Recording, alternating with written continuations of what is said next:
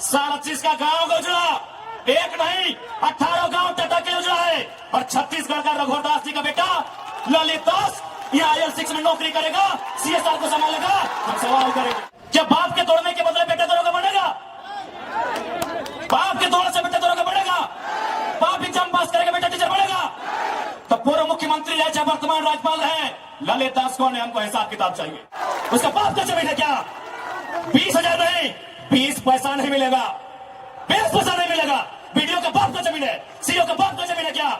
लेकिन आपके बाप का दादा का ये जमीन है। ये 4000 साल से हम यहाँ खेती बाड़ी करते हैं, ये हमारा प्रमाण है। मर्यादा पुरुषोत्तम को श्री राम कहते हैं, बांसुरी वाले को घनश्याम कहते हैं, मिसाइल मैन को अब्दुल कलाम कहते हैं, और जो टाटा BCSL से आंख मिलाए उसे टाइगर जयराम कहते हैं। हमें कार नहीं, बदले में रैयतों के लिए रोजगार चाहिए। इस बात में उनके बीच तू में हुआ था, वाद विवाद बढ़ा था। और आज इतिहासकार कहते हैं, आज जो लोग गांवों में वो कहते हैं कि शहीद शक्तिनाथ महतो ने उस समय तत्कालीन टाटा के GM के गालों में खींचकर 2 तमाचा लगाया था, मैं उस वंश का औलाद हूं। हो सकता है हमारी हत्या होगी, हमें परवाह नहीं, लेकिन अगर मुझे मानने वाले लोग हैं और मेरी हत्या होती है तो मैं आपसे कहूंगा, उस समय धरना नहीं दिया जाएगा, ना कोई आगजनी किया जाएगा, ना ही सड़क जाम किया जाएगा, और ना ही बसों का शीशा फोड़ा जाएगा। यदि सच में हमारी हत्या से आपको गुस्सा लगे तो शीशा नहीं, सर फोड़ना उन बेईमानों का जिनके कारण हमारी हत्या हुई। आप भी जाओ, घर की दीवारों पर लिख दो, सुनील महतो की शहादत को लिखो, निर्मल दा की शहादत को लिखो, हमारे साथ में जुल्म को लिखो, जिस SP के टाइम में जुल्म हुआ उसका नाम लिखो, जिस GM के टाइम में जुल्म हुआ उसका नाम लिखो, और अपनी पीढ़ी से बोलना, आज ना सही, आज वक्त उनका है, जिस दिन वक्त हमारा होगा हम भी उनकी आने वाली पीढ़ी से बदला लेंगे। जमशेदपुर के पूर्व सांसद अमर शहीद सुनील महतो को नमन करता हूं, वंदन करता हूं। और आज लोकतंत्र के चौथे स्तंभ के माध्यम से मैं वर्तमान राज्य सरकार से आह्वान करूंगा कि वो केंद्र सरकार से शहीद सुनील महतो की हत्या के लिए NIA का गठन हो, NIA की टीम उनकी जांच करे, उनकी मृत्यु के कारणों का खुलासा करे और तमाम अपराधियों को कटघरे के भीतर लाके खड़ा करे। ये मैं राज्य सरकार से मांग करता हूं।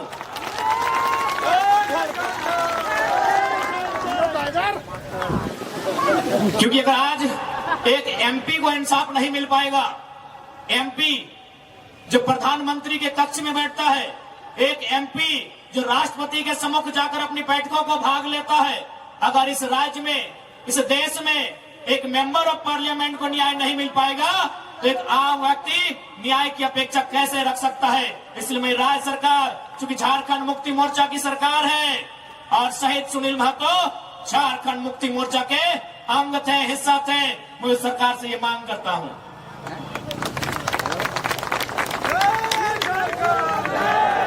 तो आज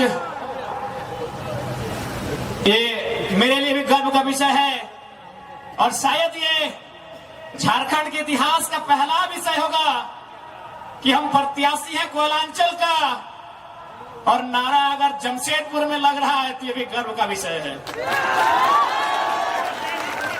खैर, जी हाँ, लोकसभा प्रत्याशी हमने गिरिडीह के लिए सोचा है। अब जमशेदपुर की धरती में नारा लगा रहे हैं तो कोशिश कीजिए नारा कम लगाए, नहीं तो जमशेदपुर में भी मन बना सकते हैं।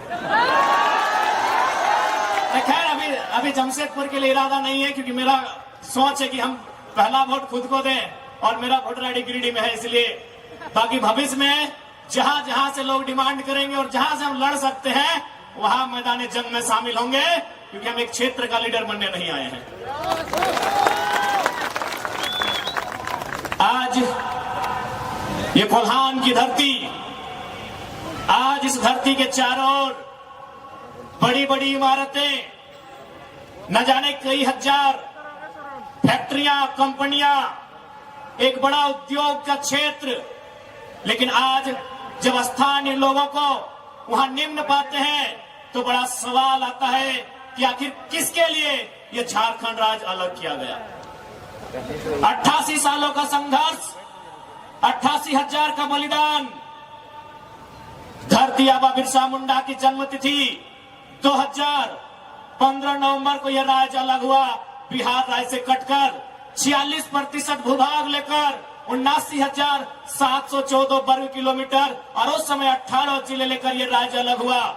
लेकिन आज आप देख सकते हैं, आपकी नजर जहां तक जाएगी आप जहां तक अपनी नजर को दौड़ा सकते हैं, आज आपको एक ही चीज तस्वीर सामने आएगी कि आज भी झारखंड के लोगों को छलने का, ठगने का काम किया जा रहा है। उसके खिलाफ हम गुलाल लेकर आए हैं। इन साफ शब्दों में कहेंगे कि मर्यादा पुरुषोत्तम को श्री राम कहते हैं, मर्यादा पुरुषोत्तम को श्री राम कहते हैं, बांसुरी वाले को घनश्याम कहते हैं, मिसाइल मैन को अब्दुल कलाम कहते हैं, और जो टाटा बीसीएसएल से आंख मिलाए उसे टाइगर जयराम कहते हैं। बिल्कुल सवाल होगा, जबकि मुझे बहुत सारे लोगों ने कहा कि आप फ्यूचर के लीडर हैं झारखंड का, आप झारखंड का भविष्य हैं, आप अच्छा बात बोलते हैं, आप अच्छे हैं भी, लेकिन कोशिश कीजिएगा कि कोल कंपनियों के खिलाफ मत बोलिएगा, टाटा, वेदांता, बिड़ला के खिलाफ मत बोलिएगा, ये बड़ी हस्ती है। तो हम भी कह दें कि अगर आप बड़ी हस्ती हैं तो याद रखिएगा उस बस्ती को हमारी हस्ती के कारण आप टिके हैं। जी हाँ, ये बातें हमारे सामने आई कि आप, और बिल्कुल इतिहास गवाह है, चूंकि इसे टाटा नगरी के नाम से जाना जाता है, तो मैं आपको इतिहास के पन्ने से परिचय करवाऊंगा।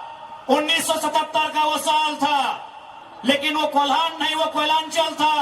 वो टाटा सिजवा नामक क्षेत्र था, और वहां के जीएम ने एक कोयलांचल के हीरे को ऑफर किया था कि हम तुम्हें कार देंगे। उस कोयलांचल के हीरे ने कहा था हमें कार नहीं, बदले में रैयतों के लिए रोजगार चाहिए।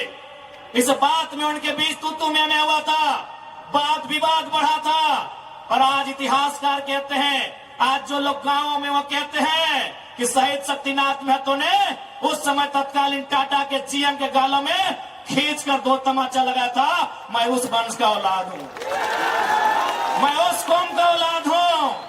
हाँ, ये मानता हूं कि बदले में फिर बाद में शहीद शक्तिनाथ महतो की हत्या उसी टाटा के जीएम के नेतृत्व में हुआ था। आज उसी का पाई पाई हिसाब लेने आया हूं। अरे कब तक डरेंगे भाई? अरे क्यों डरेंगे? मौत से क्यों डरेंगे? मौत तो हमारे नसीब में है। 77 में शक्तिनाथ महतो, 10 साल बाद 87 शहीद निर्मल महतो, 12 साल बाद 99 रतिलाल महतो, फिर 8 साल बाद 2007 शहीद सुनील महतो।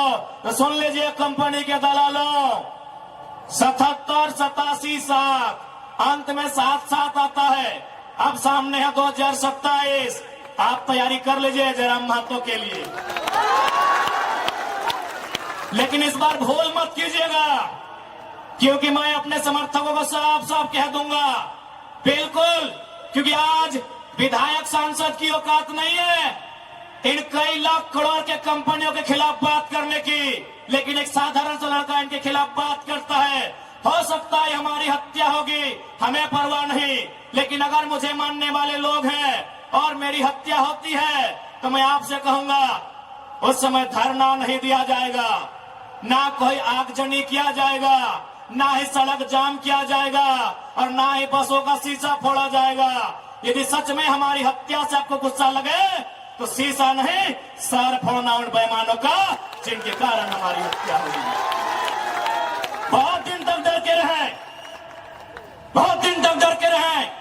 कत्ल होगा, शहादत होगी निर्मल महतो की, शहादत होगी सुनील महतो की, और टाटा में असिस्टेंट जीएम के पद पर काम करेगी एसएस की पत्नी। हम सवाल करेंगे, ये सवाल करने का हमको हक है। शहादत देंगे सुनील महतो, आज उनकी विधवा मां रो रही है, आर्थिक दयनीय स्थिति का। बाप दादा की जमीन पे उसा मार्चिन खड़ा है, हमारी बाप दादा की जमीन पे किसको खड़ा है? इस बात को जहन में याद रखिएगा कोलान वासियों। आज कोलांचल से ये टाइगर ये संदेश लेके आया है कि अब हमें डरने की नहीं, अरे मरना पड़े तो मर जाइए, लेकिन आने वाले पीढ़ी के भविष्य के लिए आज हमें इस लड़ाई को लड़ना होगा। मैं लोकतंत्र के चौथे स्तंभ के माध्यम से मैं सवाल करूंगा टाटा मैनेजमेंट से कि ललित दास कौन है? Who is Lalit Das? What is his ability? उसकी योग्यता क्या है? कौन है ललित दास? उसकी योग्यता क्या है? कितना तक पढ़ा है? कि आज सीएसआर को संभालेगा, आज IL6 में नौकरी करेगा। सारा चीज का गांव का उजड़ा, एक नहीं 18 गांव टाटा के लिए उजड़ा है। और छत्तीसगढ़ का रघुवर दास जी का बेटा ललित दास यहाँ IL6 में नौकरी करेगा, सीएसआर को संभालेगा। हम सवाल करेंगे, बचेंगे मैनेजमेंट से। छापिए इसको हेडलाइन में कि जयराम महतो टाटा प्रबंधन से सवाल करता है, जमशेदपुर की टाटा प्रबंधन से, कि ललित दास कौन है, क्या है उसकी योग्यता। बाहर बात अच्छा मजाक बना के रखती है, कत्ल होगा हमारा, लहू बहेगा हमारा, हमारी लहू से स्वर्णरेखा की नदी लाल होगी, हमारी लहू से दामोदर की नदी लाल होगी, और ललित दास माला माल होगा। हम सवाल भी करेंगे और बवाल भी करेंगे इस बात को लिखने। आइए सामने टाटा के प्रबंधन, और हमें उत्तर दीजिए कि ललित दास कौन है, क्या है उसकी योग्यता। पूर्व मुख्यमंत्री का बेटा होना योग्यता है या वर्तमान राज्यपाल का बेटा होना योग्यता है? क्या यह योग्यता कहा जाएगा? भारत एक संवैधानिक राष्ट्र है। क्या बाप के तोड़ने के बदले बेटे दरोगा बनेगा? बाप के तोड़ने से बेटे दरोगा बनेगा? बाप एग्जाम पास करेगा, बेटा टीचर बनेगा? तो पूर्व मुख्यमंत्री रहे चाहे वर्तमान राज्यपाल रहे, ललित दास कौन है, हमको हिसाब किताब चाहिए। राज ना ये चुनावी भाषण देने आए हैं, न राजनीति की बात करने आए हैं। एक संदेश लेके आए हैं कि कोयलांचल और कोल्हान के लोगों, हम दो हमारे दो नहीं। बिल्कुल इस भ्रम में मत रहिए, हम दो हमारे दो नहीं। तीसरा पैदा कीजिए, उसको निर्मल महतो बनाइए, उसको हथियार से लेस कीजिए। अरे कैसे लड़ेंगे आप इनसे? 20 लाख करोड़ की प्रॉपर्टी है इनकी, आप ऐसे लोगों से लड़ पाएंगे? आपका टीचर बेटा लड़ पाएगा? आपका वकील बेटा इनसे लड़ पाएगा? आपका डॉक्टर बेटा इनसे लड़ पाएगा? इसलिए आज कोल्हान और कोयलांचल, हम दो हमारे दो नहीं। तीसरा पैदा कीजिए, उसको निर्मल बनाइए और उन पैमानों से युद्ध के लिए तैयार कीजिए। आपको बचाने कोई नहीं आएगा। अरे आप किससे उम्मीद करते हैं? एसएसपी, आपको जानकारी होना चाहिए, एसएसपी टाटा का साथ देते हैं। हिंदू मुस्लिम का राइट होता है, 44 मुसलमानों की दुकान तोड़ी जाती है, उस समय धारा 144 होता है, लेकिन टाटा रातों रात रोड बनाता है, धारा 144 का कहीं जिक्र नहीं होता है। आपकी सुरक्षा कौन करेगा बताइए? कौन करेगा आपकी सुरक्षा? ये हम आप बताइए हमें, कौन करेगा आपकी सुरक्षा? आज ये डोबो का वीडियो किसी हो, कोई डोबो का सीओ है। पहले मैं कहना चाहूंगा, यह बहुत सारे पुलिसकर्मी हैं जो ईमानदार हैं, उनको नमस्कार है।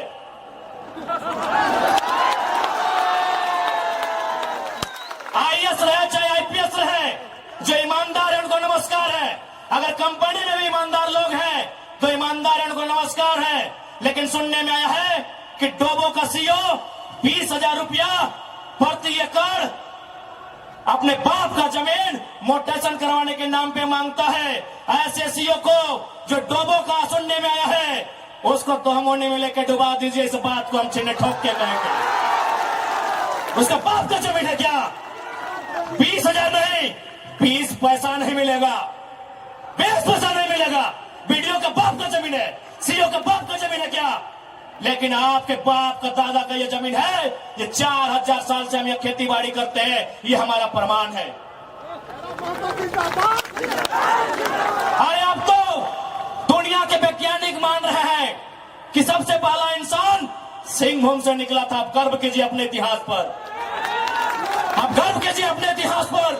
ये हम नहीं कह रहे हैं, ये दुनिया की रिसर्च की टीम कह रही है कि जब दुनिया जल में था और जल से जो मिट्टी का कण पहले बाहर आया था और सिंहभूम का इलाका था, ये दुनिया की रिसर्च टीम कह रही है। यानी ये जमीन हमारी है, ये भूमि हमारी है, और आज यहाँ हम बेगाने बन के बैठे हैं। आज यहाँ हम दर बदर की ठोकरें खा रहे हैं। आज हमारे यहाँ कत्ल किया जा रहा है, और एकदम साल दर साल किया जा रहा है। 77 में, 87 में, 97 में, 7 में एकदम कंटिन्यूली हमारा कत्ल किया जा रहा है। और आज हम हाथ धर के बैठे हैं। आज हम कहना चाहेंगे, आज बिल्कुल अगर हम होते हैं निर्मल दा के समय, यदि हम होते सुनील दा के समय, कसम से आंख से आंसू नहीं बहाते, कसम से आंख से आंसू नहीं बहाते। उनकी मौत के साथ साथ और 100 लोगों को मरने के लिए तैयार करते और आंख से आंसू नहीं उनको नदी में बहाते जो उनकी मौत का कारण बने थे। हमने आंख से आंसू बहाया, हमने अनाथों जैसा अनुभव किया कि हमारे लीडर चले गए। अब रोने का समय नहीं है, अब बिलखने का समय नहीं है, इंतकाम का समय है। क्योंकि आने वाला 20 साल बाद आने वाली पीढ़ी ना वो निर्मल दा को पढ़ने का समय जुटा पाएगी, ना वो बिरसा मुंडा को पढ़ने का समय जुटा पाएगी, ना वो शेख भिखारी को पढ़ने का समय जुटा पाएगी। आने वाली पीढ़ी सवाल भी नहीं कर पाएगी। इसलिए आज आपको अपने हर एक घर से, हर एक परिवार से एक एक औलाद को, चाहे बेटा या बेटी रहे, एक एक औलाद को फौलाद बनाना होगा। ये आज मैं कोल्हान वासियों को कहना चाहूंगा।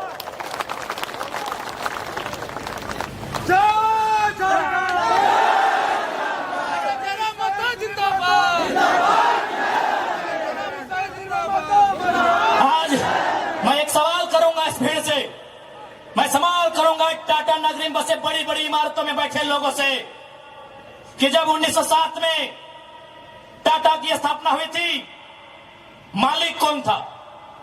टाटा का कोई होगा? 1907 में टाटा की स्थापना हुई थी, मालिक कौन था? Who was the founder? Who was the owner? Tata का कोई होगा? नौसेरे भाई टाटा या जो भी उनका नाम है।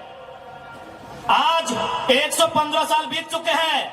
आज टाटा का मालिक कौन है? आज भी टाटा का मालिक टाटा का वंशी है।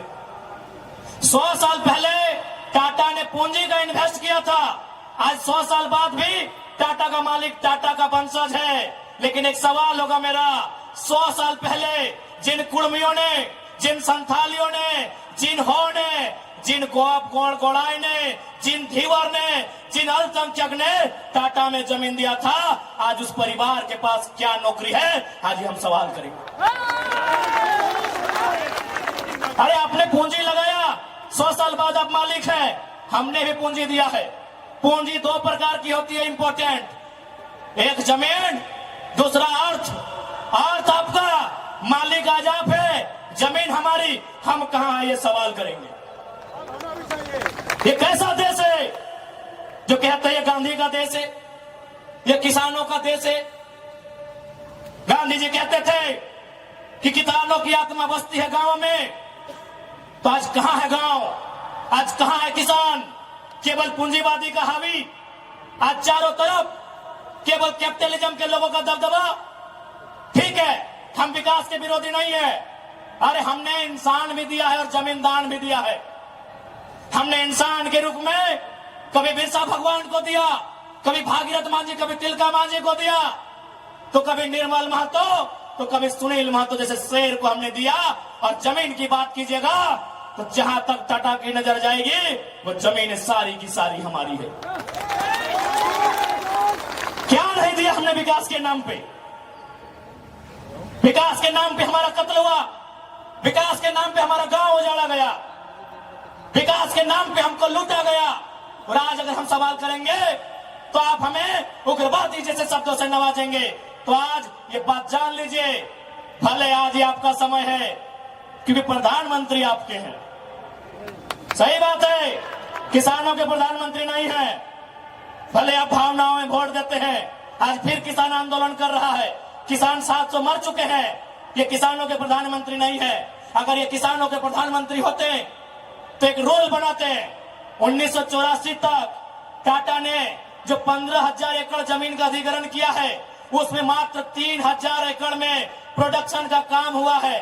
मात्र 3,000 एकड़ में कंपनी का एस्टेब्लिशमेंट किया गया है। यदि ये देश और ये वर्तमान के प्रधानमंत्री अगर किसानों के होते तो एक फरमान जारी करते कि बाकी जो आपके पास 12,000 एकड़ बचा है उसे पोल्ट्री फार्म खोलना है क्या? उसे पोल्ट्री फार्म खोलना है? जी नहीं, रियल एस्टेट को बेचना है।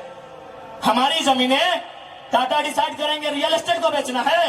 इसलिए अगर सच में ये किसानों के प्रधानमंत्री होते तो एक नियम बनाते, और ये नियम है भी, बकायदा न्यायालय में चर्चा उठ चुका है कि यदि किसी कंपनी ने जमीन लिया है और उस जमीन पे काम नहीं हुआ है तो रैयत को वापस लौटाना चाहिए। टाटा ने 15,000 एकड़ जमीन लिया है, मानते हैं 3,000 एकड़ पर इन्होंने काम किया है, चलिए 3,000 एकड़ एक्स्ट्रा, अभी भी 10,000 एकड़ जमीन है जो इनके कब्जे में है, वो यहाँ के रैयतों को वापस मिलना चाहिए। तब मानेंगे ये गांधी का देश है, तब मानेंगे किसानों का देश है। आप बोलेंगे हम मान लेंगे, दीजिए 10,000 एकड़ जमीन वापस, तब मानेंगे किसानों का देश है, तब मानेंगे महात्मा गांधी का देश है। आज और तमाम जितने भी आईएएस, आईपीएस, मिनिस्टर, आज अगर मैं साफ कहूंगा कि संविधान की जितनी हत्या उग्रवादी आतंकवादी करते हैं उससे कहीं ज्यादा वो आईएएस, आईपीएस और मिनिस्टर संविधान की हत्या करता है जो पूंजीपतियों का साथ देता है। क्यों पता है? पढ़े लिखे लोग, पुलिसकर्मी भाई आप भी सुनिएगा कि आपकी एसपी संविधान की हत्या कैसे करते हैं। हाँ, पुलिस वाले दीदी आप भी सुनिएगा कि आपके डीसी संविधान की हत्या कब करते हैं। भारत के संविधान को खोलिए, भारत के संविधान में प्रियम्बल आता है, प्रियम्बल में क्या लिखा है पता है? हम भारत के लोग सामाजिक, राजनीतिक, आर्थिक न्याय की बात लिखा है। हम भारत के लोग धर्मनिरपेक्ष समाजवाद का नाम लिखा है, समाजवाद, पूंजीवाद नहीं लिखा है, कहीं नहीं लिखा है। भारत के संविधान में समाजवाद लिखा है। हम भारत के लोग धर्मनिरपेक्ष समाजवाद भारत की निर्माण करेंगे। आज ये जो भी आईएएस, आईपीएस अगर पूंजीवाद का पक्ष लेते हैं, नक्सली से भी बड़ा नक्सली वो आईएएस, आईपीएस होते हैं। हाँ, हम सीधा ठोक के कहेंगे। बाकी एसपी साहब, आप चाहे तो हमारी मौत का साजिश कर सकते हैं, क्योंकि आपकी पत्नी को पूर्व में, अभी नहीं, अभी वाले नहीं, अभी वाला नया आए हैं, पूर्व वाले एसएसपी साहब, आप चाहे तो हमारी हत्या की साजिश रच सकते हैं, रचने का आपको अधिकार है। आपकी पत्नी को टाटा के दलालों ने नौकरी जो दिया है, और ये कोई नई बात नहीं है। झारखंड राज्य में केवल गुंडों ने मौत का साजिश नहीं किया है। बगोदर के एक विधायक थे, नाम अगर आप नहीं जानते तो सुन लीजिए, कॉमरेड महेंद्र सिंह, उनकी हत्या में एसपी का हाथ था। सीना ठोक के कहते हैं आज भी गांव में लोग कहते हैं कि कॉमरेड महेंद्र सिंह की हत्या में उस समय जो भी थे, क्योंकि हम लोग उस समय अंडा थे, अंडा मेरा छोटा बच्चा थे, हमें आइडिया नहीं है, जो भी थे, जिस भी जिला के थे, झारखंड में 24 में से एक एसपी का हाथ था महेंद्र सिंह की हत्या में। तो ऐसे लोग जिनकी पत्नियों को, जिनके बच्चों को ये लोग नौकरी देंगे, वो हत्या करने से पीछे कैसे हटेंगे? तो सुन लीजिए महोदय, चूंकि आपकी योग्यता का हम सम्मान करते हैं, आपकी प्रतिभा का सम्मान करते हैं, आपकी एजुकेशन का सम्मान करते हैं, लेकिन एक बात कहेंगे, हम गरीब लोग हैं, बद्दुआ नहीं देते हैं, लेकिन हमारे दिल से एक हाय निकलती है, उस हाय से याद रखिएगा, ये विधाता आपको कभी माफ नहीं करेगा। अरे भाई, अगर हिम्मत नहीं है तो काहे गर्व से बोलते हैं कि आईएएस, आईपीएस बन के आए हैं? अगर Tata, Vedanta, Birla, BCCL, CCL, Ambani, Adani, Usha Martin, TISCO, Telco, अगर उनकी गलत नीतियों से आपको लड़ने का हिम्मत नहीं है तो काहे खुद को आईएएस, आईपीएस की गिनती करवाते हैं? चपरासी बनिए, चपरासी बनिए। और हम ये भी मानते हैं कि आज आपके पास शक्तियां हैं, अरे बहुत अच्छा, क्या कीजिएगा? ऐसे भी तो हमारा कत्ल होता आया है, हम कत्ल होते होते हम मरते मरते परेशान हो चुके हैं। हमने बहुत कत्ल देखा है, जितना अंग्रेजों ने हमें नहीं सताया है उससे कई ज्यादा गुना कॉर्पोरेट ने, भ्रष्ट आईएएस, आईपीएस ने, भ्रष्ट मिनिस्टर ने और भ्रष्ट डोबो जैसे सीओ ने हमें सताया है। अरे आप क्या कीजिएगा, कीजिए ना, मरने सब आया है, कौन यहां जीने आया है? 610 ट्रिलियन वर्ग किलोमीटर सूरज। हमारे साथ अगर हमारी सभा को सुनिएगा तब तक जनरल नॉलेज भी बढ़ा देंगे।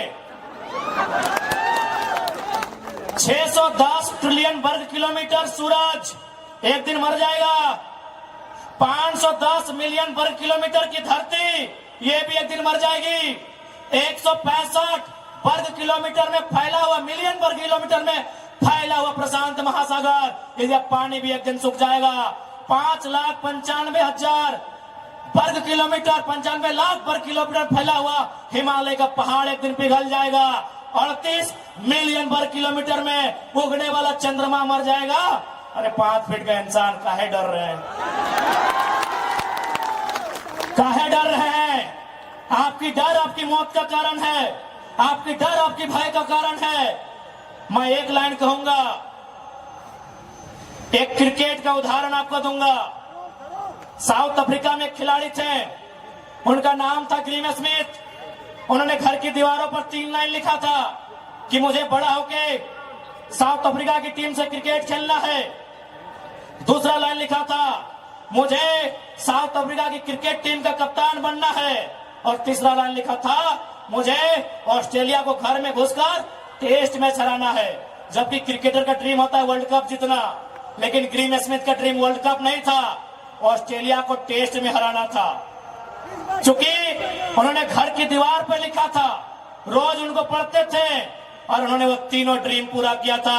आप भी जाओ, घर की दीवारों पर लिख दो, सुनील महतो की शहादत को लिखो, निर्मल दा की शहादत को लिखो, हमारे साथ हुए जुल्म को लिखो, जिस एसपी के टाइम में जुल्म हुआ उसका नाम लिखो, जिस जीएम के टाइम में जुल्म हुआ उसका नाम लिखो।